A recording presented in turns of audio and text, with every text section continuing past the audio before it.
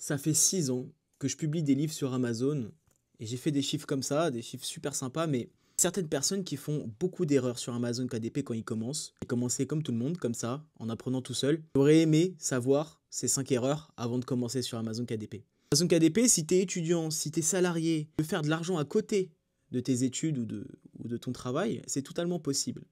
Mais par contre, il faut le faire intelligemment et correctement. C'est pour ça que je vais vous montrer aujourd'hui les 5 erreurs les plus fréquentes qu'il y a aujourd'hui sur Amazon KDP lorsque quelqu'un commence ce business. Et si tu es intéressé par Amazon KDP, n'hésite pas à t'abonner, évidemment. Donc la première erreur, c'est tout simplement que vous êtes dans une niche trop concurrentielle. C'est l'erreur fondamentale que beaucoup de personnes font. Premièrement, vérifie si tu as minimum 1500, 2000, on peut aller jusqu'à aller grand maximum 2000 résultats de recherche.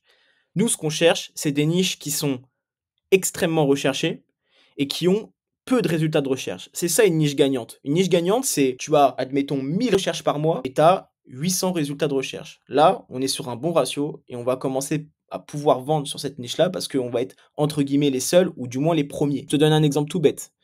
Là, ici, j'ai noté, tu vois, agenda 2025, on a 90 000 résultats. Donc, ça veut dire qu'aujourd'hui, si tu veux t'implanter comme ce monsieur ou ce monsieur sur cette niche-là, c'est beaucoup trop difficile de te démarquer. Pourquoi? Parce que tes 90 000 résultats, les marges sont assez faibles, tu vas pas pouvoir marger énormément, mais surtout, tu seras noyé dans tous les concurrents, tu vois.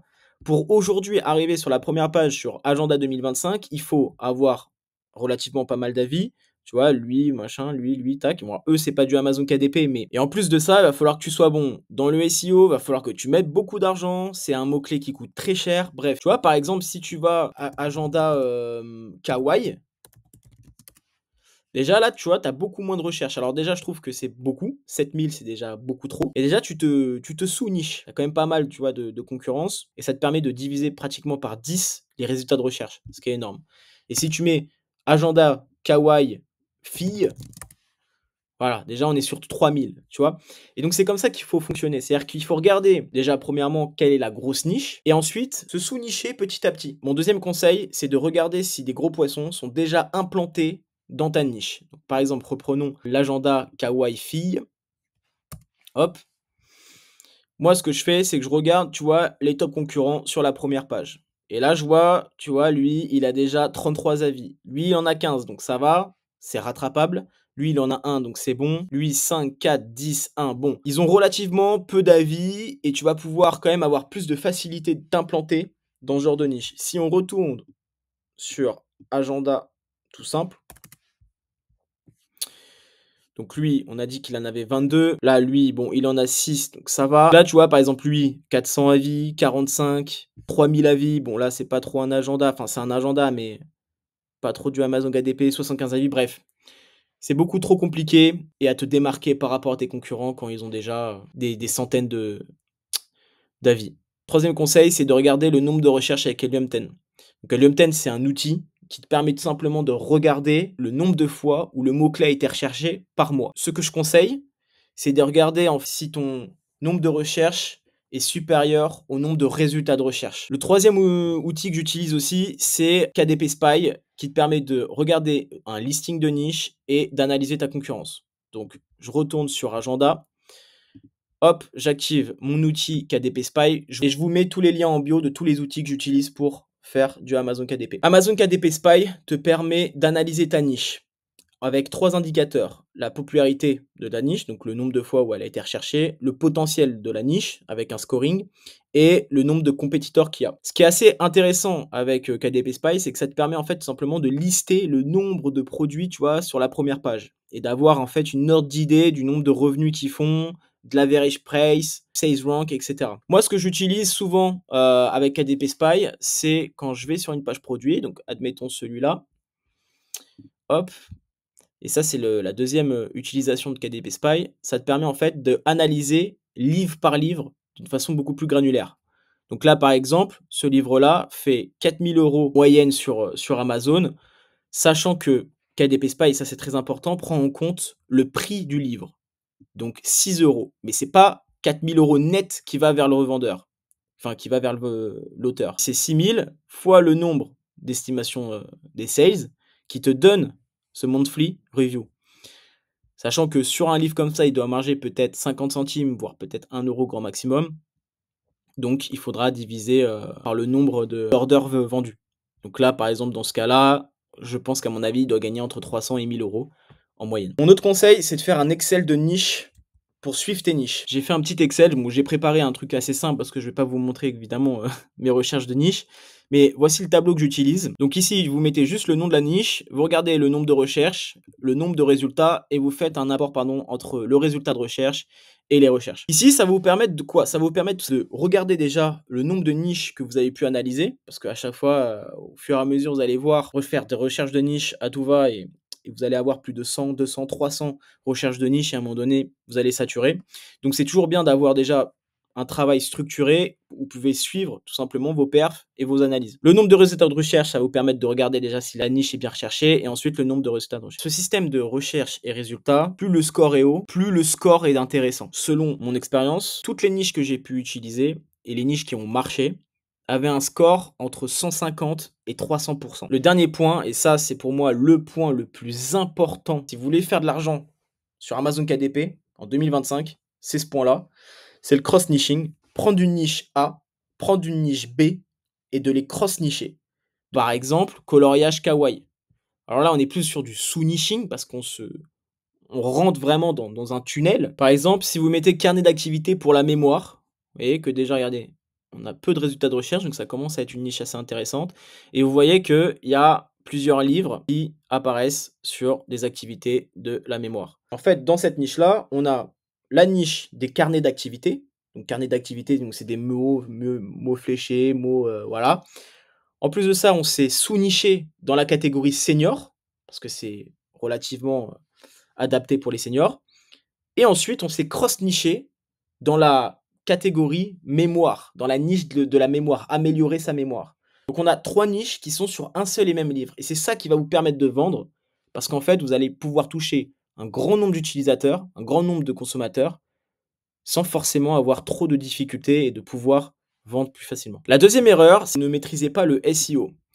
Donc première chose très importante sur Amazon KDP ou même Amazon Seller ou vendeur central, c'est le titre.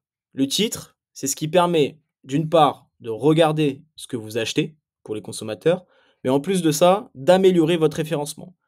Là, par exemple, à vue d'œil, je vois très bien que ce titre-là n'est pas forcément hyper optimisé parce qu'il n'a pas utilisé tous les mots-clés. Donc quand vous voulez créer un livre, vous arrivez sur cette page et on vous propose directement le titre du livre. Donc là, ici, vous mettez votre titre du livre. Donc par exemple, carnet d'activité senior mémoire. Bon, là, j'ai mis un titre très simple, mais il faudra plus travailler. Et ici, vous avez le sous-titre.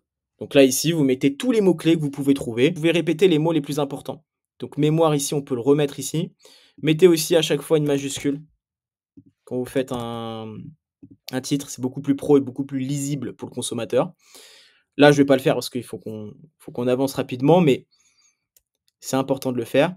Donc, améliore la mémoire. Voilà, vous pouvez mettre des tirets pour espacer les messages. Pour papy, mamie, grand-père, grands-parents, grands-parents, voilà, enfin bref. Donc il faut vraiment construire votre titre, c'est très important de construire son titre pour améliorer le référencement. Et quand vous allez jusqu'au bout, et là, bon, là j'ai fait le test avec ZZZZ parce que j'avais un peu la flemme de retrouver des mots-clés sur cette niche-là. Vous avez en fait un message ici qui vous dit 0 caractère restant. C'est hyper important d'avoir le maximum de mots-clés sur ce sous-titre. C'est vraiment hyper important pour améliorer le référencement. Donc utilisez vraiment les 200 caractères. Si vous pouvez utiliser 180, 190, c'est pas grave. Mais vraiment, maximisez ce sous-titre. Concernant les mots-clés, mon conseil, c'est de faire une recherche beaucoup plus approfondie. Donc pour ça, vous avez Helium 10 qui vous permet, encore une fois, de regarder les top keywords pour un asine ou pour votre niche. Et ensuite, regardez les top keywords sur la page produit. Ça, c'est un sujet qui pourrait faire office d'une vidéo qui dure beaucoup plus longtemps. Là, on passe vraiment sur un sujet très macro. Regardez le top keyword sur la page produit des concurrents. C'est très simple, vous voyez, regardez, hop, c'est un petit tips. On reprend la niche des agendas. Et là, en fait, vous notez sur un Excel ou sur un papier, peu importe, les mots-clés les plus utilisés dans chaque titre de chaque concurrent des best-sellers. Par exemple, là, bon, évidemment, agenda 2025, semainier, ok, là on regarde, ok, là on voit de janvier à décembre, c'est important de le mettre peut-être, en janvier, ok, Là, on retrouve Semainier, donc pourquoi pas remettre Semainier sur notre titre. Couverture, bon ça, c'est pas top. Là, on retrouve 12 mois, mois de janvier. Là, pareil, 12 mois, mois de janvier. Donc voilà. Et en fait, vous faites ça sur la première page de tous les best-sellers pour regarder quels mots-clés ils utilisent le plus dans leur titre. Les bullet points, c'est juste ici. Hop, quand vous arrivez ici. Juste là, voilà. La description.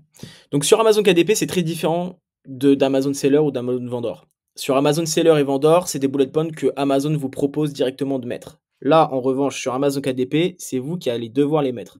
Donc, il faut cliquer tout simplement ici et mettre, voilà, un message égale un bullet point. Donc, dans le cas d'un agenda senior, mémoire, améliore la mémoire en réalisant des jeux, voilà, par exemple. Voilà. Ça, vous pouvez demander soit à ChatGPT les top 5 bullet points, il va vous les donner, c'est très simple. Donc là, c'est important quand même de le mettre. Un petit message ici au début. Améliorer votre mémoire en 20 minutes par jour, par exemple. Pas besoin de promettre des choses aussi aux clients. Si vous voyez que votre livre ne correspond pas et que vous ne pouvez pas promettre ça, ne le mettez pas. Mais c'est important de mettre voilà, une petite phrase ici et de pouvoir mettre 5 bullet points derrière. Et pourquoi pas ici un petit message poussant à l'achat sur vos autres livres. Donc, si par exemple vous avez des livres, vous vendez des livres sur agenda pour garçons, vous pouvez retrouver aussi, voilà, vous pouvez retrouver tout notre catalogue sur notre boutique. Voilà, quelque chose d'assez simple et un petit call to action. Autre tips, la page A+. Hyper important, surtout chez nous dans un business Amazon KDP. Je vous explique pourquoi. Sur Amazon KDP, donc là par exemple, je pense que ça c'est un Amazon KDP, c'est un auteur indépendant. On n'a que 2 images possibles. C'est Amazon qui nous propose, on ne peut pas mettre plus d'images que ça. Donc on a la couverture et on a la 4e de couverture, qui vous donne quand même aussi d'autres infos. Vous voyez, quand on va plus en bas, hop, on voit en fait ce qu'on appelle une page A+, donc description de l'éditeur, qui vous permet de mettre des images beaucoup plus personnalisées. Et c'est vous qui devez les créer, c'est pas Amazon. Et ça vous permet en fait de montrer l'intérieur du livre. Donc là, vous voyez, activité adaptée aux seniors en très gros caractères. Et donc là, on voit à l'intérieur que, bah voilà, on a des mots fléchés, c'est en très gros caractères. On sait à quoi ça correspond. Et en fait, c'est hyper important. Vous voyez, là, ici, pareil. On retrouve en fait les jeux qu'il y a, tout ce qu'on peut faire avec ce livre. Et c'est hyper important parce que quand on arrive sur cette première page, on n'a pas ces infos-là. Alors, on les a parce que lui, il utilise la technique de les mettre directement sur la couverture. D'ailleurs, c'est une technique que je conseille. C'est tout. On ne sait pas en fait à quoi ça correspond réellement. Donc, la page A+, est hyper importante pour ça, parce que ça vous permet quand même de donner beaucoup plus d'infos à vos clients. Ensuite, on a les mots-clés cachés, hyper important de remplir toutes les cases. Senior, agenda. Mon conseil, c'est de mettre sur les 3 premières cases les mots-clés les plus utilisés sur votre catégorie. Donc, je suppose agenda, 2025. Sur les 2 autres, juste ici, je vous conseille de mettre des mots-clés qui sont dans votre catégorie, mais qui ne font pas forcément référence à votre livre. Ici, j'aurais mis carnet d'activités, j'aurais mis labyrinthe, j'aurais mis jeu de pair. Le livre en lui-même, c'est un carnet d'activités. Et à l'intérieur, il y a des mots coupés, des listes d'articles, des anagrammes, des calculs croisés, des jeux de l'intrus. Voilà. Et donc, c'est ce genre de mots-clés qu'il faut mettre dans les 2 cases. Les 2 dernières cases-là, c'est des mots-clés qui seront beaucoup plus loin dans votre catégorie. Typiquement, grands-parents, grand-mère, grand-père, papy, mamie, cadeau, Noël. Voilà, des mots-clés qui sont beaucoup plus généralistes et qui ne font pas forcément référence à votre livre. J'ai réalisé un guide gratuit qui t'explique de A à Z comment faire une page parfaite sur Amazon. Donc n'hésite pas, c'est en description, c'est en bio. Donc n'hésite pas à le télécharger, c'est 100% gratuit. Et ça regroupe en fait tout ce que je vais dire aujourd'hui, hein, là sur les 5 erreurs. Voilà, d'avoir plein d'infos sur le SEO, comment ça marche, pourquoi, est-ce qu'une bonne page, ça répond vraiment à tous les besoins d'une personne qui souhaite faire une page Amazon parfaite. Donc n'hésite pas à le télécharger, c'est gratuit et c'est en description. La 3e erreur, c'est prendre trop de temps sur un livre. Quand vous arrivez sur Amazon, vous voulez faire les choses bien. Vous voulez faire une couverture superbe, vous voulez faire un SEO génial, vous voulez faire quelque chose que vous aimez, et c'est très important, mais on va le voir avec Amazon KDP, parfois, il y a des niches qui marchent très bien et que vous aimez ou que vous n'avez pas forcément d'intérêt pour cette niche-là, mais il faut quand même apprendre à connaître cette niche, si vous voulez faire de l'argent. Donc la première chose, c'est de ne pas passer plus de 2 semaines sur un livre. Si vous voyez que vous passez plus de 2 semaines sur un livre et que vous le publiez et qu'il ne vend pas et que vous voulez refaire le même livre et que vous voulez, je sais pas, améliorer sur cette catégorie, bref, si ça ne vend pas au bout de 4 semaines, 2 semaines, 8 semaines, je ne sais pas, mais si ça ne vend pas, ne continuez plus dans cette niche et passez à autre chose. Ne mélangez pas passion et mathématiques. Par exemple, vous êtes un passionné de coloriage et vous voulez faire des coloriages sur Amazon, ça ne marchera pas. Pourquoi ? Quand tu regardes, en fait, quand tu tapes ici coloriage, 70 000 résultats de recherche, ça ne sert à rien, comme j'ai expliqué tout à l'heure. Une niche trop grande, trop grosse. Il faut avoir un esprit très mathématique. Ok, j'ai ce nombre de recherches qui correspond à 1000, j'ai ce nombre de résultats qui correspond à 500, je fais le rapport, je regarde tout ce que je vois, concurrence, le nombre de reviews, le nombre de ventes, la marge, etc. Vous analysez votre niche. Vous ne fermez pas des portes en vous disant « Ah mais non, ça, j'aime pas cette niche, je l'aime pas, elle va peut-être pas marcher. » Ok, elle va pas marcher, mais alors dans ce cas-là, prouve-le-moi mathématiquement. Planifiez un emploi du temps de création. Ça, c'est quelque chose qui est assez basique quand vous lancez un projet, mais je vois que très peu de personnes le font. Moi, par exemple, j'utilise Trello. Donc là, par exemple, voilà, bon, là, j'ai mes Trello perso et activités, mais là, je vous ai fait un exemple sur une conception d'un livre. Faire la couverture de mon livre, hop, vous ajoutez, hop, vous modifiez, et puis vous pouvez rajouter tout simplement une date, juste ici, voilà, je sais pas moi, une deadline au 31 janvier. Et ça vous permet en fait de suivre vos performances, ce qu'il vous reste à faire, avoir vraiment une organisation et que ce soit vraiment très structuré. Passe à l'action. Arrête de procrastiner, arrête de dire ah je sais pas, ah oui, non. À un moment donné, sur Amazon KDP, ce qui est aussi intéressant dans ce business, c'est que ça ne vous coûte rien. Créer un compte Amazon, ça vous ne coûte pas d'argent. Faire une page sur Canva, avec même une version gratuite, ça vous ne coûte pas d'argent. Faire un livre avec ChatGPT, ça ne vous ne coûte pas d'argent. Vous n'avez pas forcément besoin de démarrer avec de la publicité. Bref, Amazon KDP est vraiment un business qui vous permet de commencer à vendre et de créer un business en ligne sans même mettre un seul euro. Il y a une multitude de business aujourd'hui, mais ça demande toujours de l'investissement. Et Amazon KDP, vous pouvez démarrer avec 0 euros. Ne perdez pas de temps, allez-y et publiez un livre par mois, puis après 2, puis après 3. Et à un moment donné, vous allez comprendre. Vous allez comprendre des choses, vous allez apprendre des choses et vous n'allez pas refaire les mêmes erreurs. Et c'est à ce moment-là où vous allez commencer à gagner de l'argent. La quatrième erreur, c'est vous ne pensez pas assez à votre marge. Cette niche agenda, je vais la reprendre. On a su déjà que c'était trop concurrentiel, que ça ne servait à rien d'aller directement sur cette niche. Et quand on regarde en bas, en fait, on voit aussi que les prix sont très faibles. 7, 6, 5, 9, 9. Bon, 9, c'est vraiment le strict minimum et encore. 7. Sur des livres là, vous allez vraiment pas marger et c'est vraiment dommage. Faire après derrière de la publicité ou je sais pas, même de la communication sur d'autres livres, une fois que vous allez vendre vos livres, vous allez être assez restreint et votre marge serait vraiment, vraiment faible. Autre outil aussi, c'est un outil gratuit 100% avec Amazon. Donc c'est juste ici, c'est un outil qui vous permet de calculer vos royalties. Si par exemple vous êtes dans un livre broché, vous mettez paperback. En intérieur, vous mettez blanc, l'intérieur que vous utilisez. De pages, admettons mon livre fait 150. Et vous voulez vendre votre livre à 12,99 €. Exemple, hein, c'est vraiment un exemple. Amazon va vous calculer la marge que vous allez pouvoir faire net. Donc juste ici, elle est juste là. Et vous allez gagner en fait 5,24 € avec ce livre. 5 €, c'est vraiment le minimum que je recommande. Je recommande entre 4 et 8 € pour commencer. Et puis après, ensuite, on aura plusieurs stratégies possibles pour pouvoir aller chercher du high ticket et vendre des livres beaucoup, beaucoup plus chers. Et enfin, la dernière erreur, la cinquième erreur, c'est de ne pas soigner sa couverture. La couverture de votre livre, c'est ce qui fait référence à votre CTR. Donc le CTR, qu'est-ce que c'est? C'est le taux de clic. Quand vous arrivez ici et que vous cherchez le mot-clé agenda, vous avez voilà, le nombre de résultats de recherche juste ici. Si un livre est assez attrayant, la personne va cliquer. Si un livre n'a pas une bonne couverture, et n'a pas les bons mots-clés sur la couverture, n'a pas vraiment, visuellement parlant, ne parle pas au consommateur, personne ne va pas cliquer. Pour un bon livre et une bonne couverture, vous allez avoir un bon taux de clic. Pour un mauvais livre et une mauvaise couverture, vous allez avoir un mauvais taux de clic. Et ce taux de clic-là, l'algo d'Amazon le prend en compte. Le prend en compte pour vos publicités, c'est-à-dire que si vous avez un bon taux de clic, vous allez payer moins cher votre CPC, donc faire plus de marge.